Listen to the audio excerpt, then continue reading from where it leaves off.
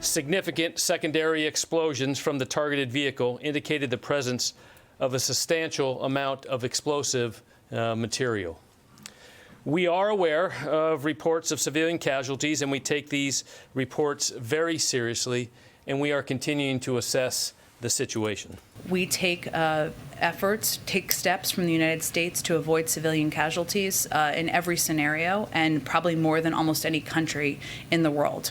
I can't speak to or confirm the numbers or cases of civilian casualties in this case. She can't, but the New York Times is reporting that 10 civilians, including 7 children, were killed by a drone strike in Kabul.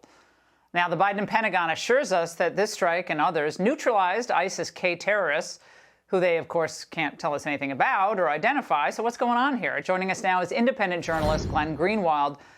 Glenn, no one in the media seems too concerned about what looks like to be another intelligence failure. Why is that?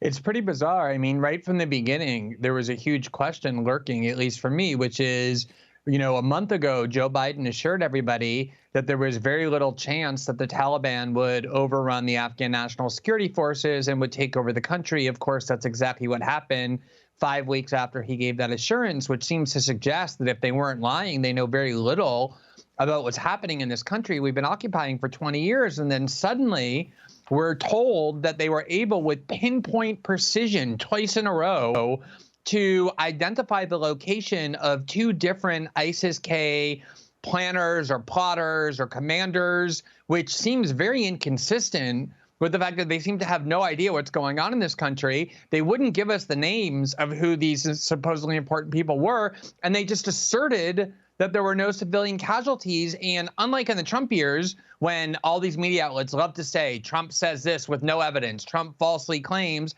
all their skepticism evaporated overnight, and they just repeated the fact that we got our target, there were no civilian casualties, and there was never any evidence for it and no questioning of it at all. Well, the Pentagon is just, they're not going to release the names, the identities of these terrorists, and it doesn't look like we're going to learn much more about it than we already have. Watch. There'll probably be a time when we can talk to you about the names. That's not the time right now. We are still dealing with, as we saw from last night's rocket attacks, very real, ongoing threats.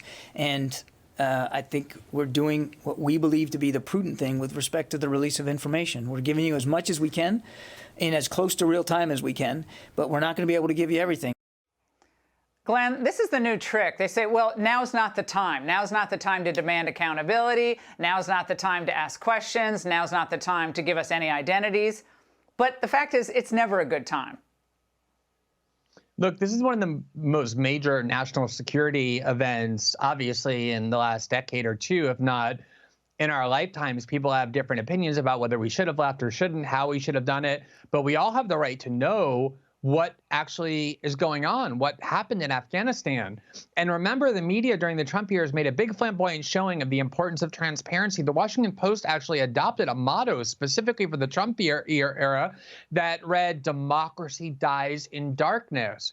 And so here's John Kirby, the Pentagon spokesperson, telling you that you have to believe them when they tell you that they killed really important people involved in these attacks, but you can't even know who these people are. Why not? Why can't we know that?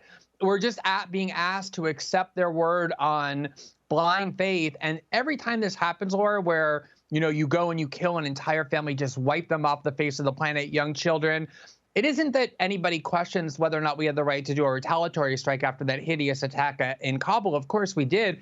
But every time that happens, it generates so much anti-American hatred and anti-American sentiment around the world.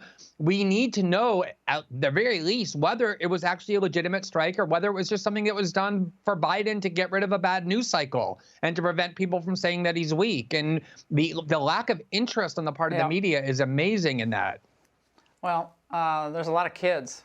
There's a lot of kids who are dead, and I think we should know whether a drone strike actually killed them. It's a basic question. Glenn, thank you. Hey, Sean Hannity here. Hey, click here to subscribe to Fox News YouTube page and catch our hottest interviews and most compelling analysis. You will not get it anywhere else.